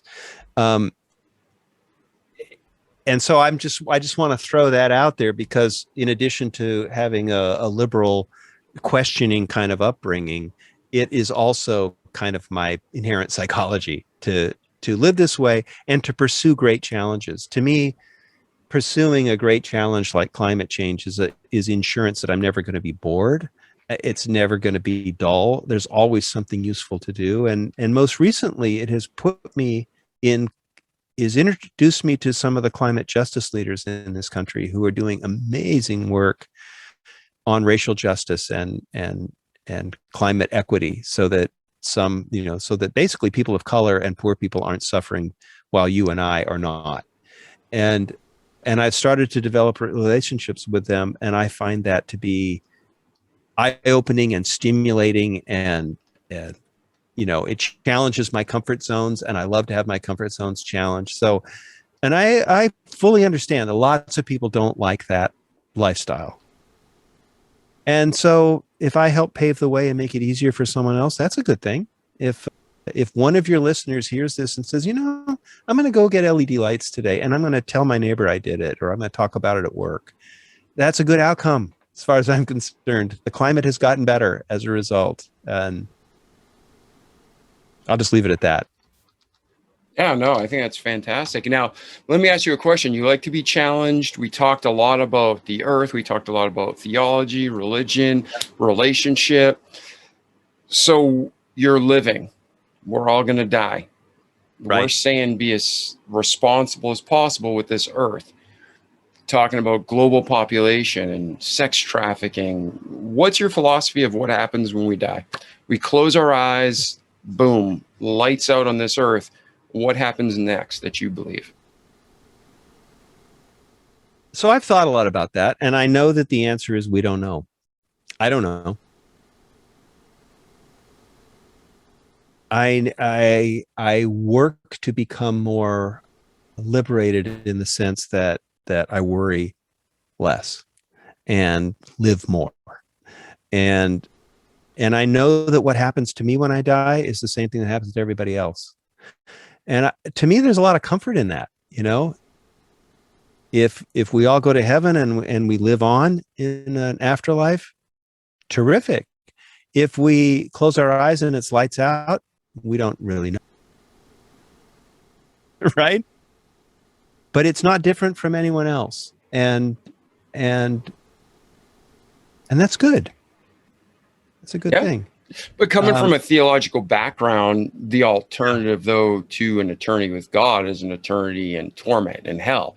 So what do you think? You don't buy that? No, I don't. And I think that, no, I mean, so I was raised Protestant, and the difference between Catholicism and Protestantism. In Catholicism, you confess, you say your Hail Marys, and you're absolved, and you're free, right? The sins you committed are gone. Protestants don't get that advantage. You're stuck with it, and you don't get to know it. You don't get to know. You don't get to be set free. You don't get to know if you have a place in heaven, and to live a life where you're worried about that is, and I did worry about that. I think that's really counterproductive. I think it prevents you from doing your best work. I think it prevents you from living your best life and providing the most. You look at people who really, the people we think of as saints who really helped the world. Mother Teresa, Mahatma Gandhi, Martin Luther King, right? Just to name a few. Desmond Tutu, people who devoted themselves to real service. They're joyous people. They're joyful people. They laugh. They're happy. They're lighthearted. They do hard work, but they don't look like they're burdened by guilt. Mm-hmm. And to me, the idea that you could slip up by merely being human and then spend eternity in torment is insane. Yeah. To me, that's just nuts. And to me, it flies in the face of the good news of the gospel, that I mean, Jesus wasn't trying to scare people. He was liberating people. And I think that that's the side to celebrate. And if we really celebrate it and we really dig into it, we discover our connection with others, and we discover the meaning of our lives that is joyous for us and and good for others. Yeah. And at that point, I'm not, if you can really embody that, if you can really live that way, you don't have anything to worry about. Yeah. I mean, with religion, they always pervert things, but a true God and the Bible, that's what I love about the Bible. It's never wrong. I've never found any flaw or contradiction. And like just this morning, I was reading, John 3:16 is where most people stop. For God so loved the world that he gave his only begotten son, that whosoever believes in him should not perish, but have everlasting life. But the next verse, in verse 17, is exactly what you said. For, God came not into the world to condemn the world, but that the world through him might be saved. So the good news, the gospel, Matthew, Mark, Luke, John, all about Jesus and why he came to earth and what he did. That's the Bible, and that's freeing, and that's beautiful. And I was just wondering that, with your background and the flexibility you had, where you ended today. So I do believe a little bit differently than you. Like, I believe that there's real eternity, and I believe there's a real heaven and a real hell, because if not, Jesus wouldn't have had to come. So that's like, I think, where we differ. But I don't agree, like you don't agree, that, you make a mistake and you're condemned for life. Because the Bible, again, Jesus said, for whosoever shall call upon the name of the Lord shall be saved. So that's what's interesting. I just really wanted to ask you that question because of your background and worldview. Yeah. And I also don't think, and this was, I studied, my master's degree is in social ethics, which is part of the School of Religion, curriculum. And there's all this discussion about whether you need to believe in God to have an ethical life, ethical system, and whether you need to believe in divine punishment in order to convince people to convince ourselves to live in a moral way. And I think that that's a limited way of looking at the question. I mean, this is going to sound really bizarre maybe to some of your listeners, but we are social animals. And you look at any social animals and they take care of each other, and we're not different from that. We live in communities, we live in families, we care about one another. We grieve when we lose somebody, in our lives. And if you really think about that, I mean, if you really experience those feelings, you realize that that the drive to live a morally positive life is kind of innate. It's kind of who we are. We can pervert it. People pervert it all the time. We get perverted by greed and wealth and power and position and need and insecurity and all those kinds of things. And we have to watch out for those things. We need to work to not take ourselves so seriously, or to feel so victimized that we lead depraved lives. I 100% agree with that. But in my own experience, I don't need to. The idea that whether there's a heaven and hell, and I have no idea really. I don't need that to motivate me to live well. I find that the shortness of my life, the fact that I'll be here for a moment and gone for the rest of eternity, and that I experience a real difference. I really experience a difference when my relationships with others feel like they're on solid ground versus when I feel like I'm taking advantage of somebody. The difference in how I feel is so dramatic that now I was going to say that's enough. Don't forget, I'm a preacher's kid. I was I was acculturated in that world, and that's inescapable for me. So it could be that I internalized more than I realize of the worldview that you describe, but I don't think of it in those terms anymore. It just became who I am. That's possible. That's entirely possible. Yeah. And see, I found everyone I've met, I can only talk about my experiences in life, but everyone I've met from every worldview, there's always a foundation of good versus bad, right versus wrong. And I don't think anybody can escape that, because if there was no God, if there was no creator, then there would be no wrong. Like literally, you could do whatever you want. I could say, I like that car, go up, shoot the dude in the head or the girl, take the car, and there's no right or wrong. I mean, there would be no wrong. I don't think you're human if you did it. If you could really do that, because I think about being human that helps us know. But it also, remember, we grow up knowing that we depend on the community we live in. You depend on your parents when you're a child. You depend on your neighborhood. You depend on your teachers. You depend on others. And I think that also teaches us that we're not alone. We can't just, we get our moral lessons in our upbringing too. And I don't know that there is an example of a human community where people have grown up without that and have literally no compunction. I mean, there are sociopaths, we consider them insane, right? There are psychopaths, we consider them insane. But to feel moral pull, to do right, to know the difference between right and wrong, we're all raised with it somehow. And whether it's sort of genetic that we're like that, or whether we're just all raised with it, I don't know. See, I believe I'm tracking with you on everything. It's just the cause. I believe it's an innate, we're born knowing that there's a creator, like God created us. And we may not, everybody calls it different things, or different religions. You could well be right. You could well be right. Yeah. I mean, I'm just saying that's my worldview, is that there is a God and he put in us that search for truth. Because I mean, what's everybody want to have? They want to be loved and to be understood and to be safe and to be special. You know what I mean? Everybody has the same needs. Doesn't matter what country you're from, what culture, everybody has that same core need, but there's always that right from wrong. Like, when you're doing right from wrong. Like there's people, like you said, sociopaths who they shut that part of their brain off. But there's a societal norm. We know stealing is wrong and lying is wrong. Murder is wrong. There's right from wrong. So that's why I found it really interesting with you growing up in such a subjective environment, and even through college. And then now you're dealing with climate change.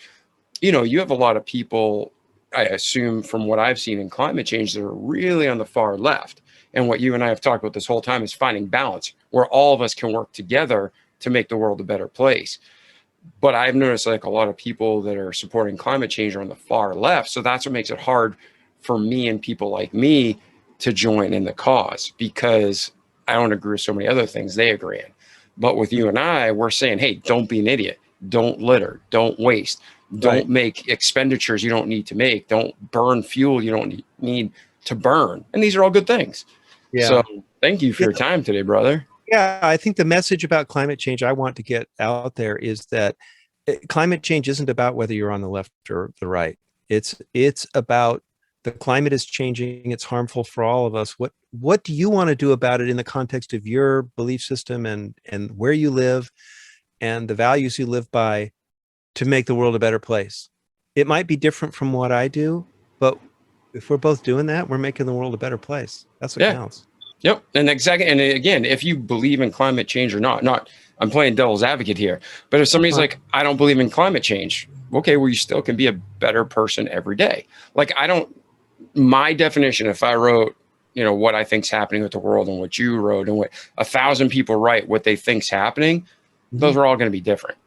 But at the end of the day, I think we both agree, hey man, let's put in LED lights. Let's drive less. Let's, be more responsible. Let's buy electric cars if we can. Let's not just air pollution once and for all. Say what?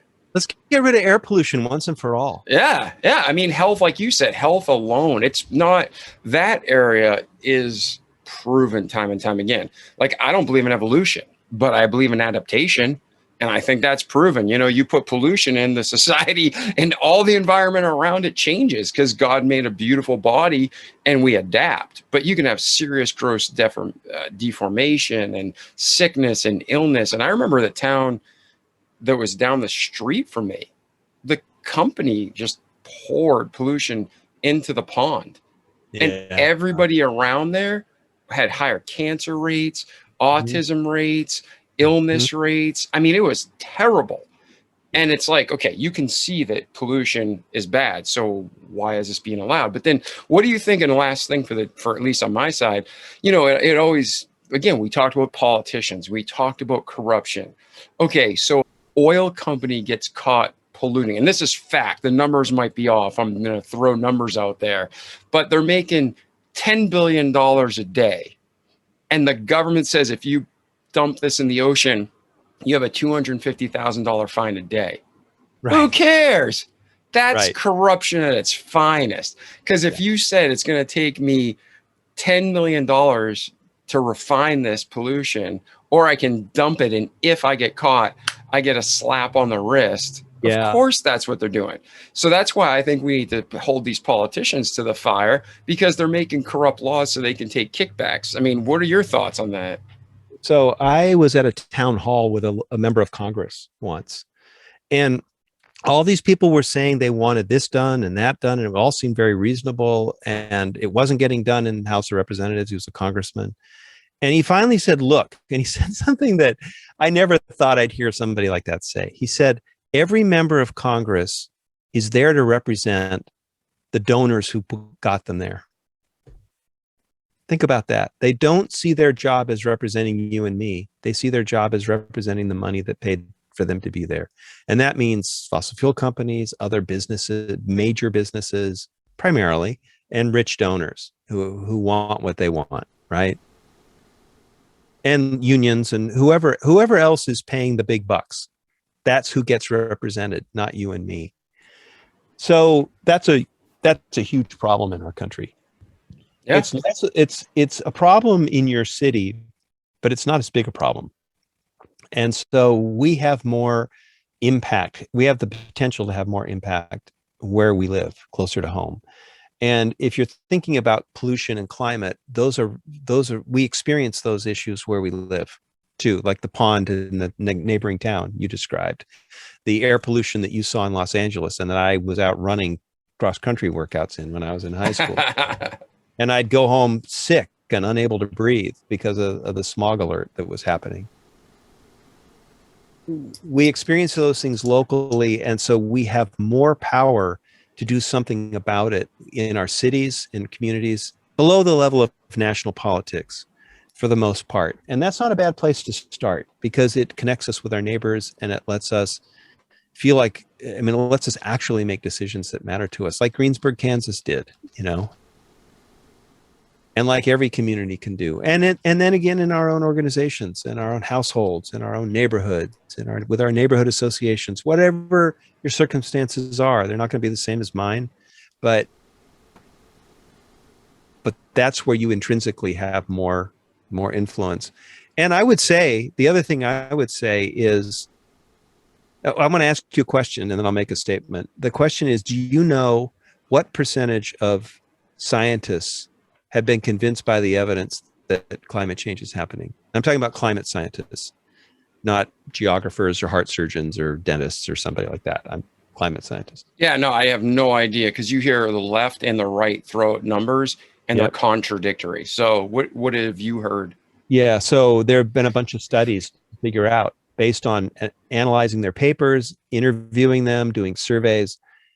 The answer is that about 97% of climate scientists have concluded that human-caused climate change is occurring.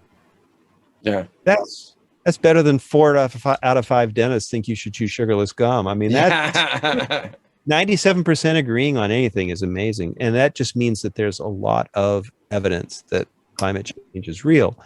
But what there isn't agreement on is what we want to do about it politically. Right? People on the left want big government solutions. They want the government to regulate this out of existence. People on the right want a more personal liberty, personal responsibility. And so they want small government and maybe incentives or things like that. And so that, if we could back off from the ideological rigidity on both sides, and the Senate and the Congress could turn into a place where people find common ground again, which it hasn't been for, I don't know how long, then the federal government could do a lot more that would represent what we collectively would be willing to live with. And in the meantime, we have to do it ourselves. Let's do it. Let's not wait for them. Let's get busy. And if you agree, if you accept the conclusions of 97% of the scientists, then I would say only vote for a candidate that's going to do something about climate change. I mean, it's that dire. So I don't remember how many people in Germany just lost their lives to that flood, and how many people are being burned out of their homes in Oregon and California right now. It's the worst fire season. This year already is our worst fire season on record here in the West, and it hasn't even really started yet. So, yeah, and there's so much that goes into every topic. I mean, we could go on and on and on. I know. Because it's like there's so many things that go into, like the fires. What was it managed right ahead of time? Like my brother-in-law, my ex-brother-in-law, he works for water trucks, and he owns a company doing the water trucks. So when everything's on fire, he just makes insane money.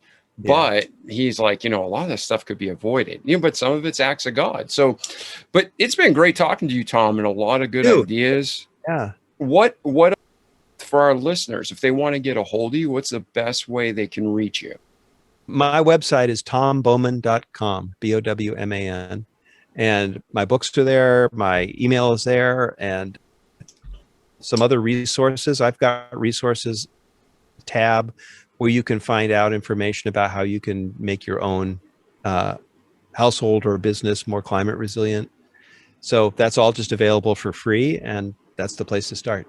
Awesome. And I'll put links in the show notes. So if you're watching this on YouTube, or if you're on our website, or if you're on Apple or Spotify, just check out the show notes and you'll get the link right to Tom. And then you could be, I'm sure, different countries, different cultures within the United States.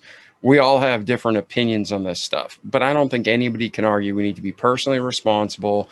We need to do our best each day, and like camping. If you're going to the camping site, it should be cleaner when you leave than when you got there. And that's how we need to approach life. So Tom, thank you so much for being here today, brother. I appreciate your time and your insights and, just sharing your story. Anything we can do for you, please let us know, my friend. Well, thanks for having me on, and let me help spread the word about this show. Excellent. Excellent. So, ladies and gentlemen, that was Mr. Tom Bowman. Enjoy this episode. Think more about it, but also act. Like our slogan says, listen, do, repeat for life. Listen to the information Tom brought you. Excuse me. Do the good. Repeat it each day so we can have a great life in this world and an eternity to come. So I'm David Pasqualone. That was Mr. Tom Bowman. You have an amazing, remarkable day, my friend. And if we can help you, Tom or I, in any way, please reach out to us and let us know. And again, Tom, thanks for being here today, brother. Well, thanks for having me. All right. Ciao. The Remarkable People Podcast. Check it out.